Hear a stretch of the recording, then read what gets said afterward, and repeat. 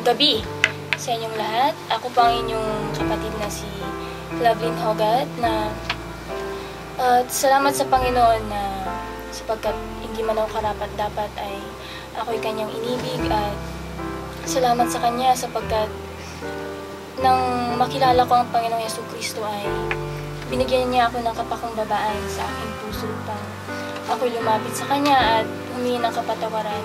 At sa pamamagitan ng pananampalataya ay alam ko na ako'y pinatawad niya at tinanggap niya ako sa kanyang pamilya. Pagkakataong ito na ako rin po ay makakabahagi ng ginawa ng Diyos sa aking buhay. Ako po ay isang kabataan at ako'y nagpapasalamat na hindi naging huli rin ang lahat para sa akin. Bagamat kung aking iisipin at pagninilay-nilayan ang aking nakaraan para bagang napakahirap na ako rin ay matagpuan ng Panginoon.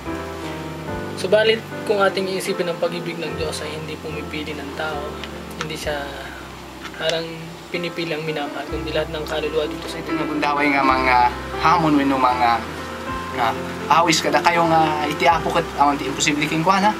Mabalin nga baliwan ti may isa nga tao no dayta nga tao ket ada iti puso nati kayat na nga ag balbaliw ag babawi ket ti apo aramidin na dagiti nakaskas dao nga banbanag iti may isbiag ti may isa nga tao han nga jay makikita nga bumaknang ka iti kwarta wenno anyaman di tano di ket ipaay nati pagimbagan jay importante unay jay panakaisalakanan